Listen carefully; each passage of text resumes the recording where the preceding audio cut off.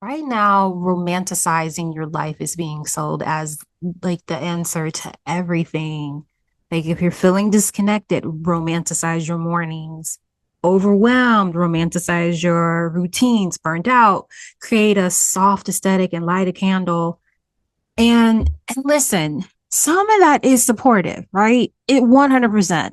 But some of it is also quietly doing some harm. So today we're cutting through the bullshit.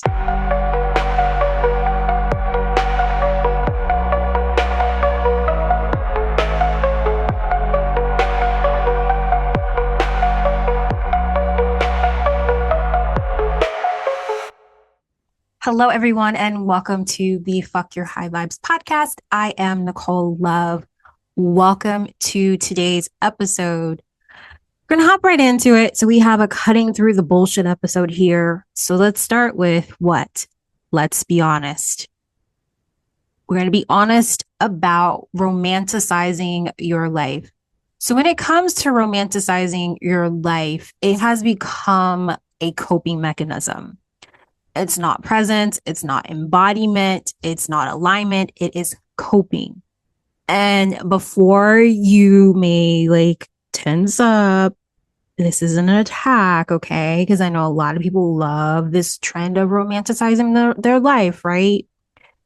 This is a mirror. Cutting through the bullshit is a mirror to provide an opportunity to check yourself, okay?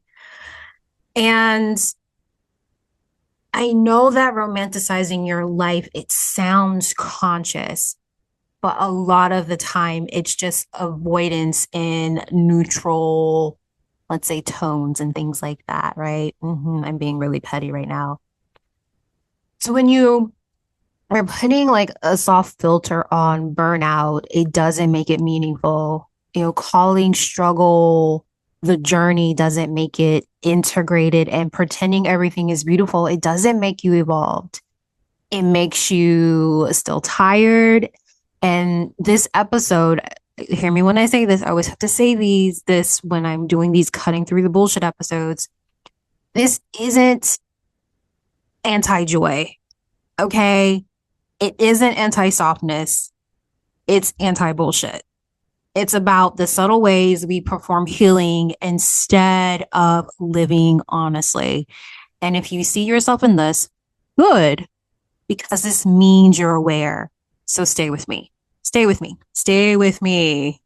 So, with these episodes, we always start with calling out the bullshit. So, I have the bullshit things that I see that I'm going to call out. So, bullshit number one that we're calling out is that if it's aesthetic, that means you're in alignment, right? Aesthetic equates alignment.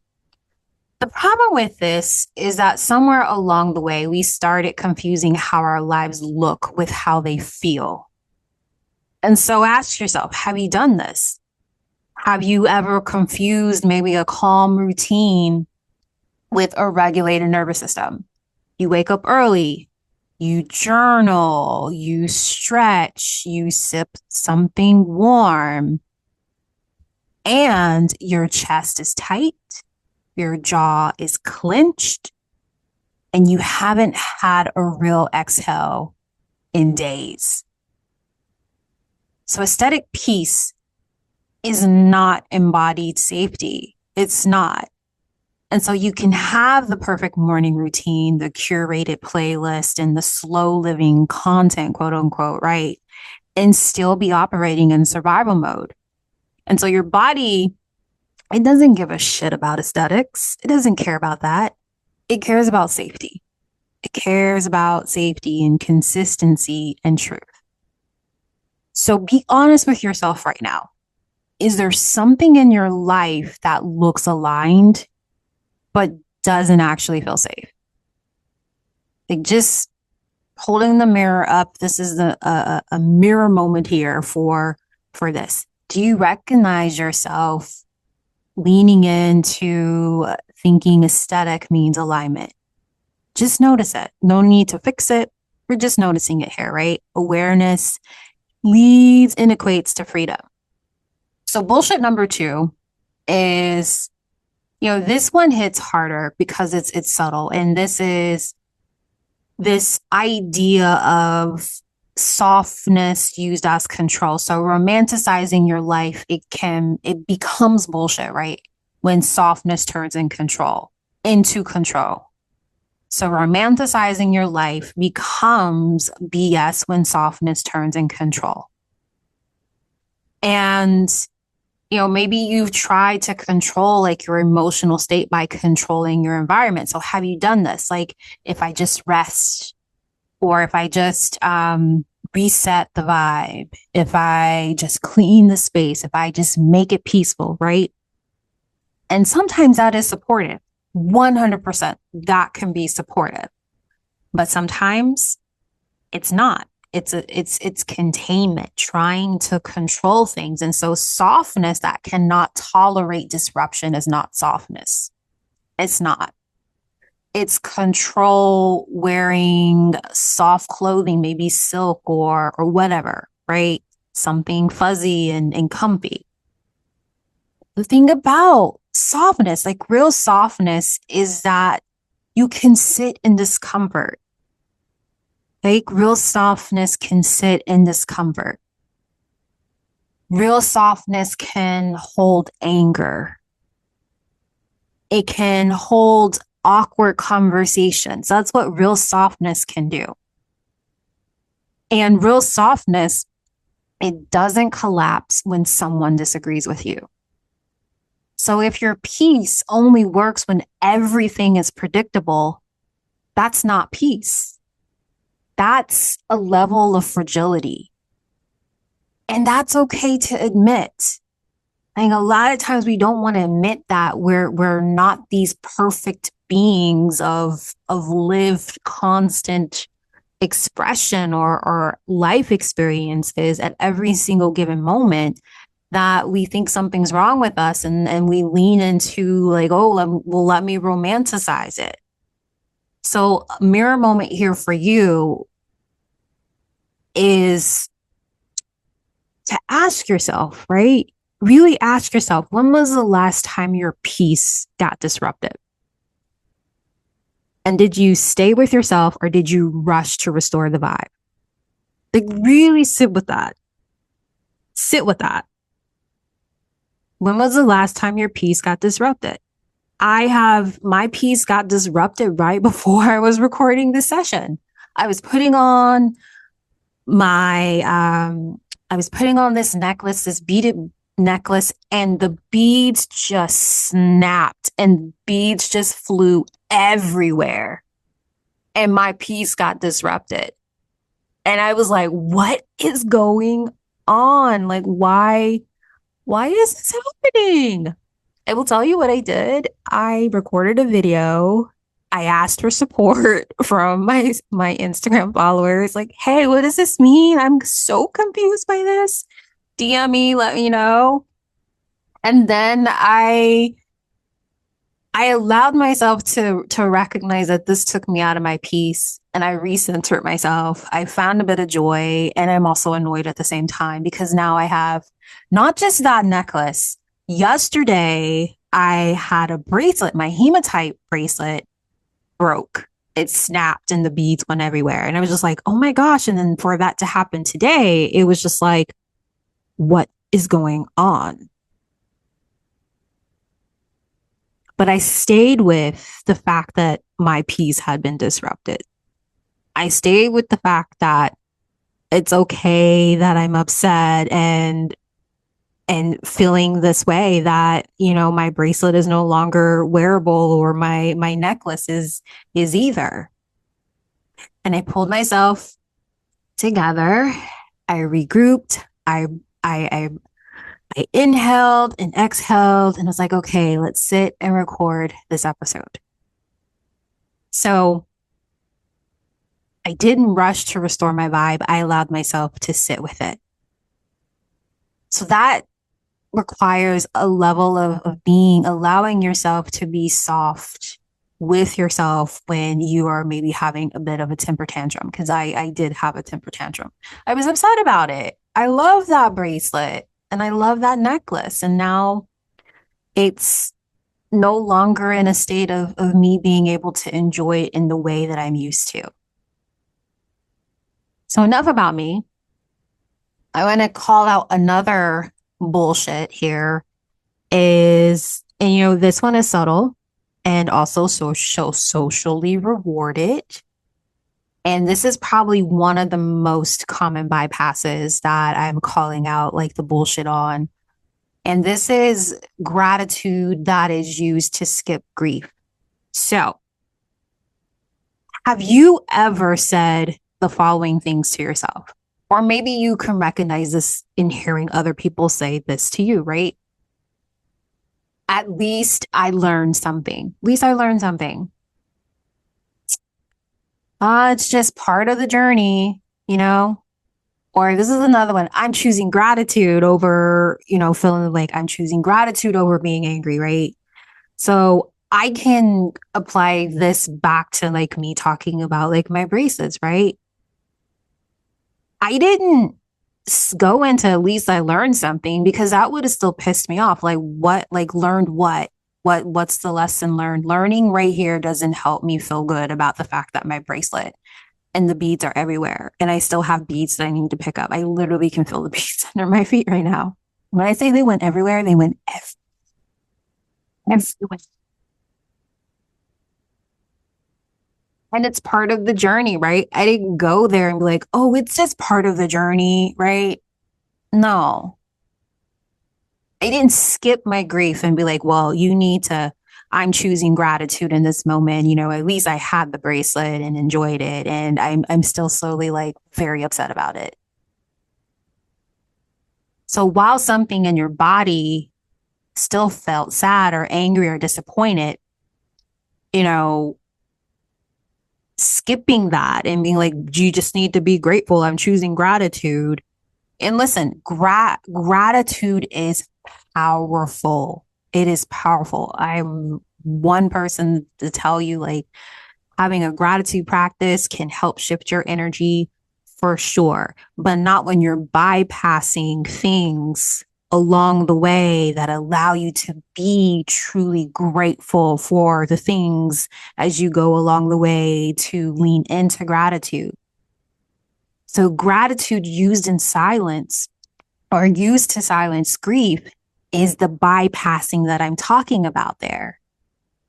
And so your nervous system, it doesn't release that pain because you reframed it. I hear like, oh, we'll reframe it. It's like, okay, we can reframe it, but I still kind of feel that way too. But thanks for the reframing.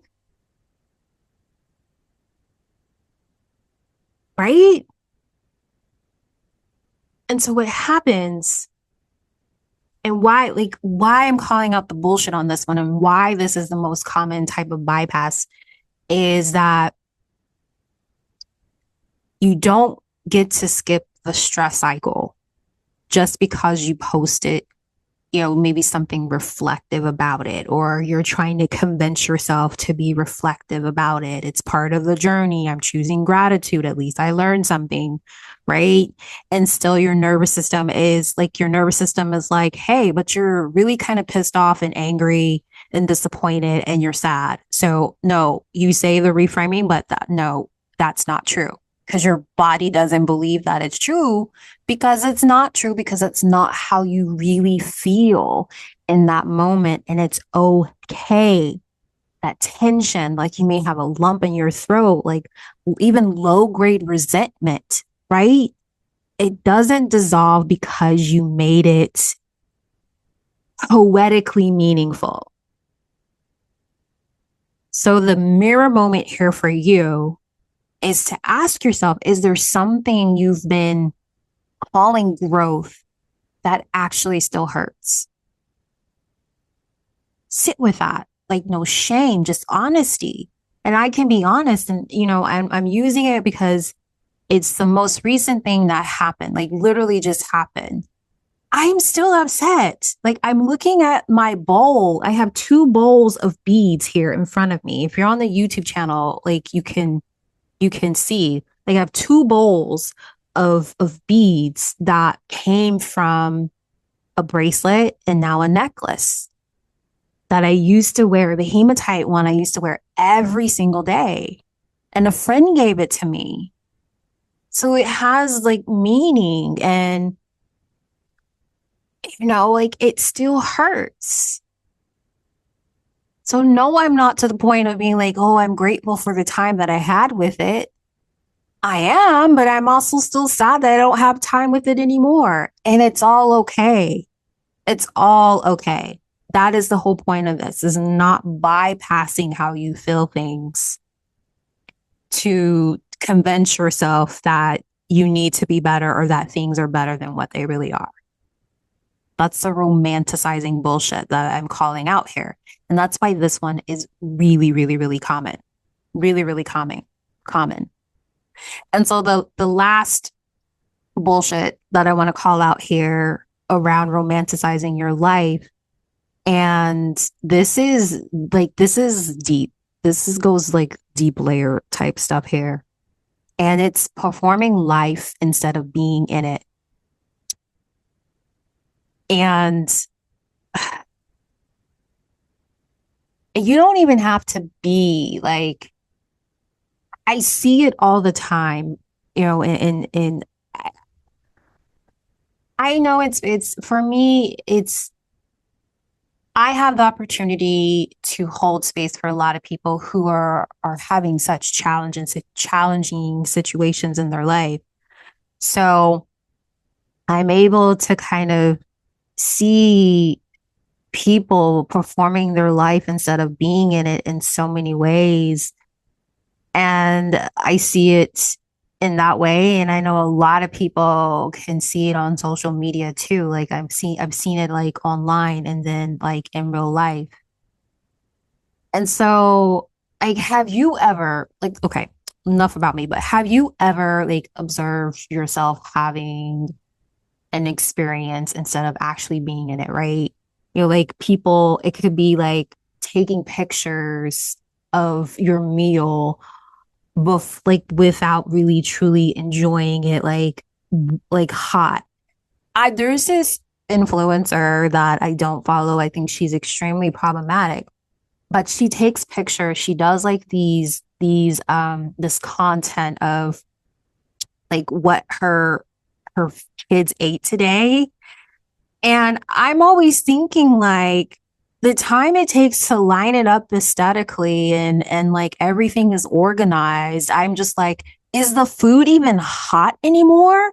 Like what's the joy and the enjoyment that I just think that these kids are potentially missing out on in eating the food and being in community and connection with their mother and each other. It's just like my mind is just kind of blown by that. And so it's like this performativeness in showing what they ate, but are they really eating it?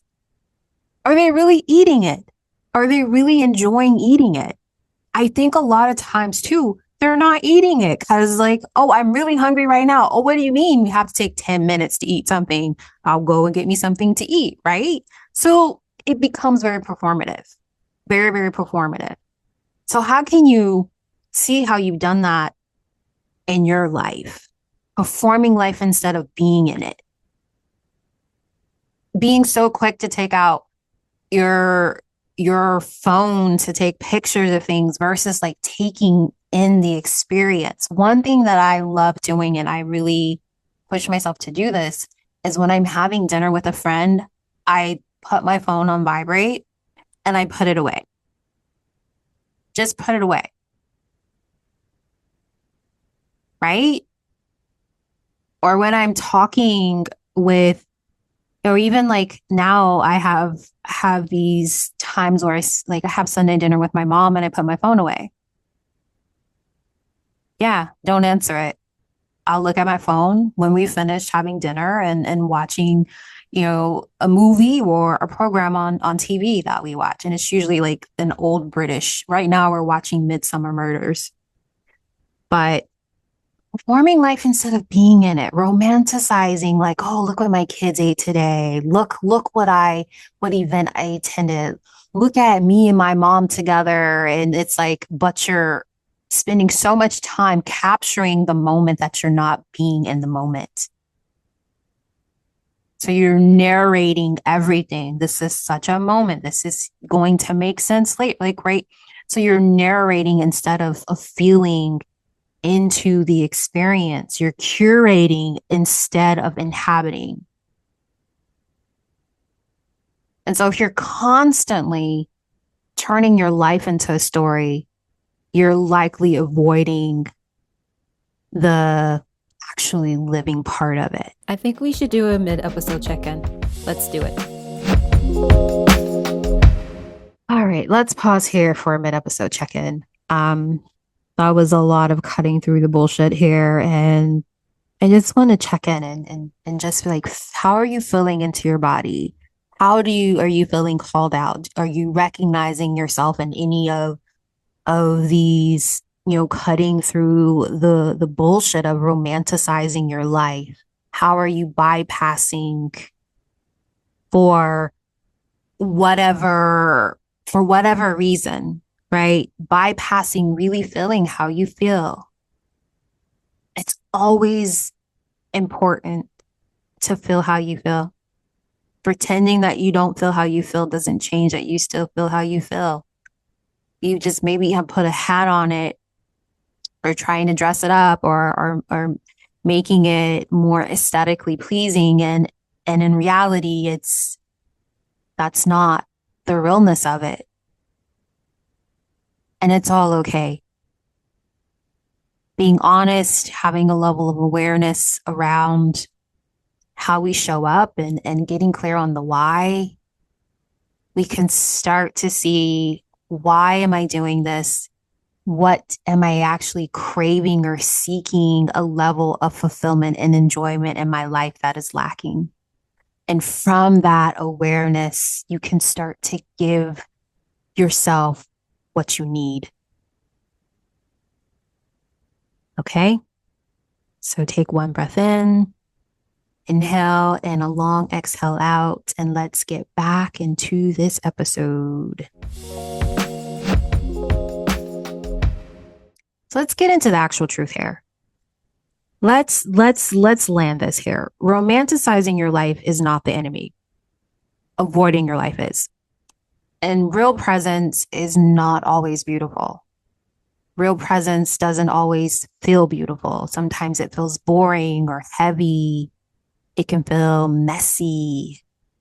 It can feel unclear or disappointing, right?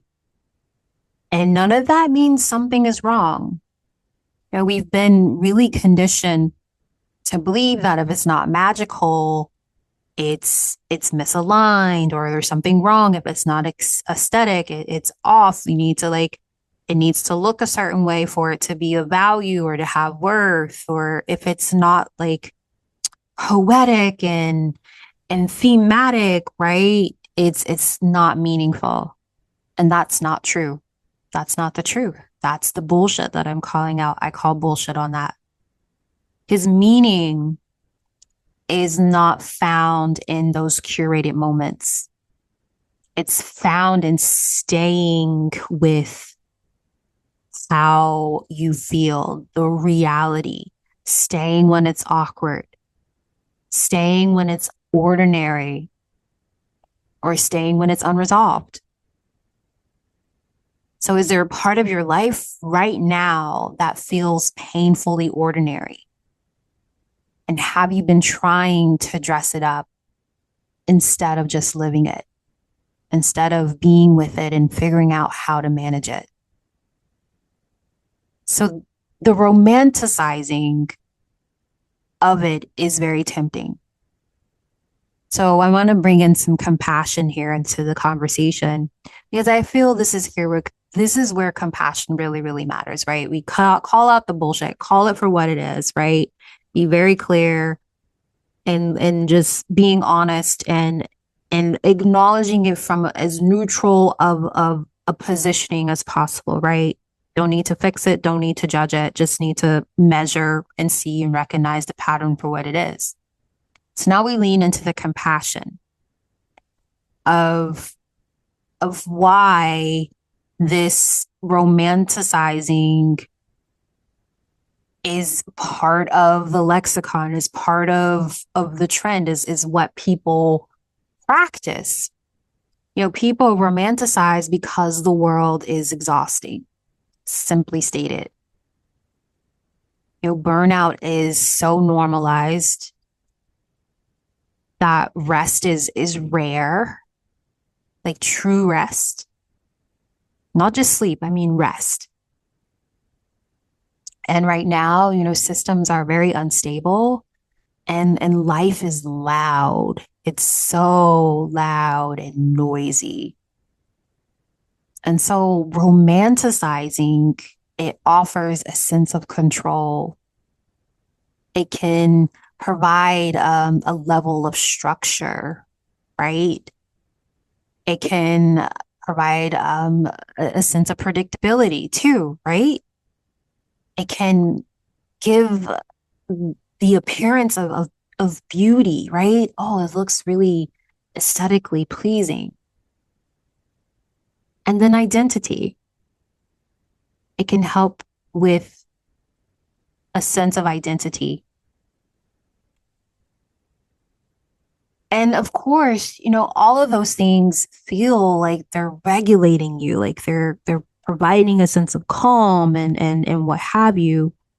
And that makes sense. 100% that makes sense. And this is not about calling anyone shallow or fake for romanticizing their life. Hear me when I say that. No. It's about, because I always talk about the nervous system here. It's about nervous systems reaching for something manageable. So I know that's why people romanticize, because your nervous system is trying to soothe and calm that sense of fight or flight that you're in. Things don't feel safe. Things don't feel stable. But the thing about it is that coping is not the same as living. And when romanticizing becomes your primary tool, it turns into avoidance. And you stop asking, what do I need? And you start asking, how do I make this feel better? So you stopped asking that. And sometimes the most regulating thing isn't beauty. It's truth. Truth and honest self-awareness provides a sense of freedom. And sometimes the most grounding thing isn't softness. It's boundaries. It's those boundaries. So what actually helps here, right? Because I understand why we're drawn to the romanticizing of our life. Completely get it. Completely get it. And this is where alignment matters. Align romanticizing your life. That looks very different. Very different. It looks like, crying first, right? Then making tea. Not making the tea while you're trying to hold in from crying. And then you just keep making tea for some people, or you kind of try to hold back the tears while you're drinking your tea. It's having a good fucking cry and then go have a warm cup of tea to soothe you. It can look like align romanticizing. It looks like having the hard conversation, like this right here. This entire episode may be a hard conversation for you to be a part of, to hear and to have with yourself, and calling out the bullshit where you see, oh, okay, I'm bypassing in that way, or, oh, I kind of do that, right? So having the hard conversation, then lighting the candle. right? And I know some people like, but lighting the candle helps me have the hard conversation. Okay. If that does that, then do that. Light the candle and then sit down and have the hard conversation. But what I'm talking about are people who have all these candles lit and then they go about their day. They never have the hard conversation. I don't have time. I lit the candle. So that time has passed. So have the hard conversations no matter what, whether it's before or after you light the candle. You need to have the hard conversation. Have the conversation. And then another one is like feeling the anger and then going for a walk. Or maybe you go on a walk and you feel and you process your anger while you're going on a walk. So it's always about like all of these things that I'm talking about is being in alignment that's not bypassing how you're feeling. So you can make the tea and then cry, or you can cry, then make the tea. But the key is you're still crying. You're still feeling how you feel. So you're having the hard conversation, whether it's like I lit the candle first and then I had the conversation, or I have the hard conversation and then lit the candle, or I lit the candle while having the hard conversation. You're having the hard conversation. You're not avoiding it. Feeling the anger while walking. Maybe before I felt the anger, now I'm going to go on a walk to help kind of ground me. So letting softness support reality, right? The softness that I talk about is like being compassionate, compassion, gentleness. That's softness, being gentle with yourself, allowing yourself to cry, allowing yourself to have a hard conversation, allowing yourself to feel angry. And that helps support the reality of how you're feeling, and it doesn't replace it, where you're just making the tea, you're lighting candles, you're going for walks, and you're not processing anything that you're feeling. You're doing those things and in bypass of how you're feeling. And so this version that I'm talking about, it doesn't focus on feel better, right? Feel better, feel better, feel better. No, it focuses on I'm here with how I feel. So it's not pushing through trying to make yourself feel better. It's just being with how you feel. And I think that's a key distinction that I'm talking about. Some additional questions to that may be helpful to practice or to ask yourself. One would be to ask yourself, what am I actually feeling? What am I feeling? Right? What am I feeling? A lot of people don't even ask themselves that. So ask yourself, what am I feeling? One that I do with myself all the time, and I encourage my clients and other people, like friends, is asking yourself, what does my body need? Not what looks good. What does my body need? Just allowing the body to speak and express. And here's the thing, the body is always speaking and expressing and communicating. What we're doing is we're giving ourselves permission to listen to what is being said. We're hearing it. Another question to ask yourself is this practice, is this romanticizing my life? Is this soothing me, or is it distracting me? And that's a big, big distinction. That's a big distinction. That's very important to ask and get really clear on. And that's the realness of being with yourself. That's the real test, as they say. Romanticizing It works when it comes after presence, not instead of it, not bypassing being present with how we're feeling about our life. And this is the reminder here as we wrap up this episode is that, real life happens in unfiltered moments. It happens in those quiet moments. It happens in honesty without resolution. That's where real life happens. And staying when it's uncomfortable.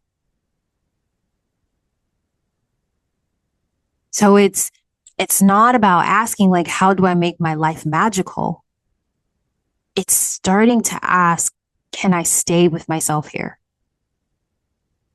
And that's how you build that intimacy with your life, that romanticize. And when you think of like, I'm romanticizing, it's like a level of intimacy. You're building connection to be intimate, to build to a level of intimacy. So can you stay with yourself here in those unfiltered moments, in those quiet moments or days? It may be days or weeks. And honesty without resolution, having those hard conversations and not having a sense of where to go from there. Staying when it's uncomfortable. How can you stay with yourself in those moments? Not trying to make it magical. That's the real softness.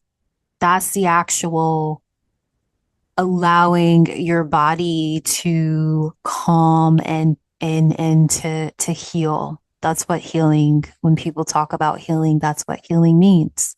The body has the capacity to heal on its own.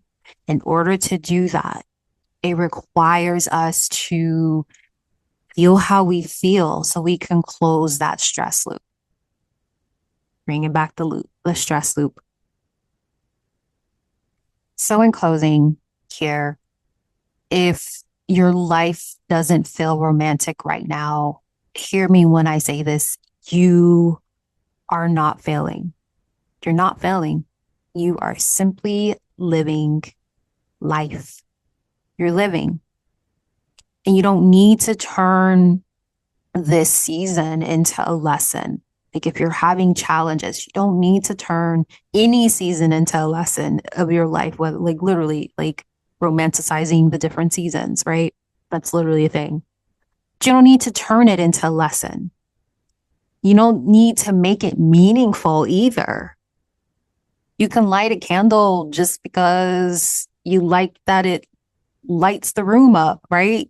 Not giving meaning to like, oh my gosh, I like this candle and I ascend to a higher level of consciousness. And like, I mean, those can be a thing, right? But is that really real for you? Is that really true for you? Is that really you just being performative, telling yourself, oh, well, if I think this way, I'll move through it.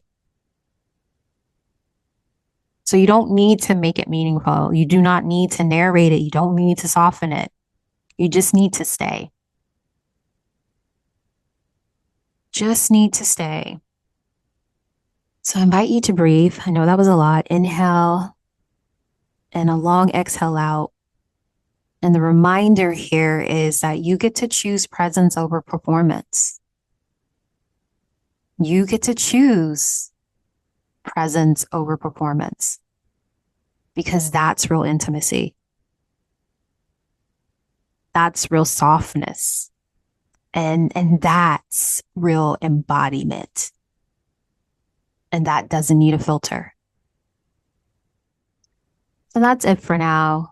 I hope to see you in the next episode. So if you want to be a part of this community or just engaging with yourself, giving yourself permission to be with yourself, not having it all figured out, then I invite you to subscribe to the channel And I hope to see you on the next episode. So if this shook you, good. Now do something with it and go live your life like you mean it. And remember, fuck the illusion, embrace your truth. I'll let it be.